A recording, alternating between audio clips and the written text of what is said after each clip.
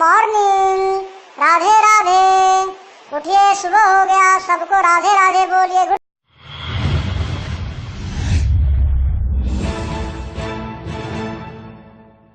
Assalamu alaikum. Peace to you all. My name is Saba Ahmed. I'm a law student at American University.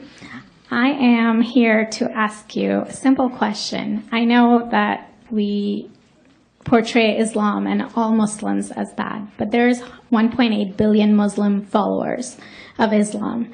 We have 8 million plus Muslim Americans in this country, and I don't see them represented here. But my question is, how can we fight an ideological war with weapons? How can we ever end this war? The jihadist ideology that you talk about, it's an ideology. How can you ever win this thing if you don't address it ideologically? Great question. I am so glad you're here, and I am so glad you brought that up because it gives us an opportunity to answer. What I find so amazing is since the beginning of this panel, which we are here about Benghazi attack against our people, not one person mentioned Muslims. We are here against Islam, or we're launching war against Muslims. We are here to discuss how 4 Americans died and what our government is doing. We were not here to bash Muslims. You were the one who brought up the issue about most Muslims, not us.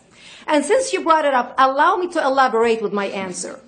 There are 1.2 billion Muslims in the world today. Of course, not all of them are radicals. The majority of them are peaceful people.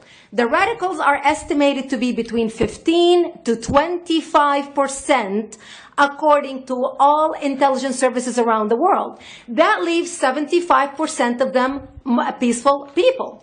But when you look at 15 to 25% of the world Muslim population, you're looking at 180 million to 300 million people dedicated to the destruction of Western civilization. That is as big of the United States. So why should we worry about the radicals, 15 to 25%? Because it is the radicals that kill. Because it is the radicals that behead and massacre. When you look throughout history, when you look at all the lessons of history, most Germans were peaceful. Yet the Nazis drove the agenda. And as a result, 60 million people died. Almost 14 million in concentration camps. 6 million were Jews. The peaceful majority were irrelevant. When you look at Russia, most Russians were peaceful as well.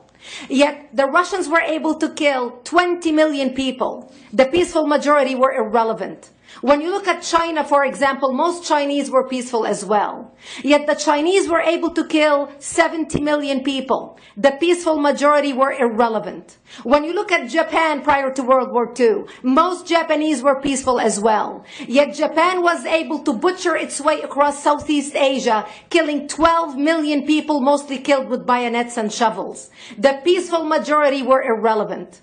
On September 11th in the United States, we had 2.3 million Arab Muslims living in the United States.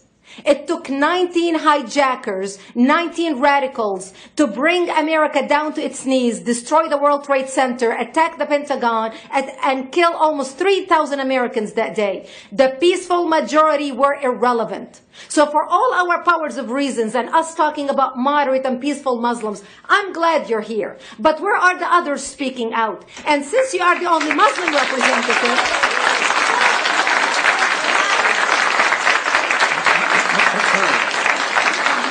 save the applause till the end.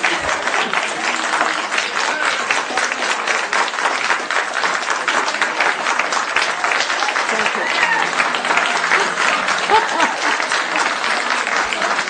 Thank you.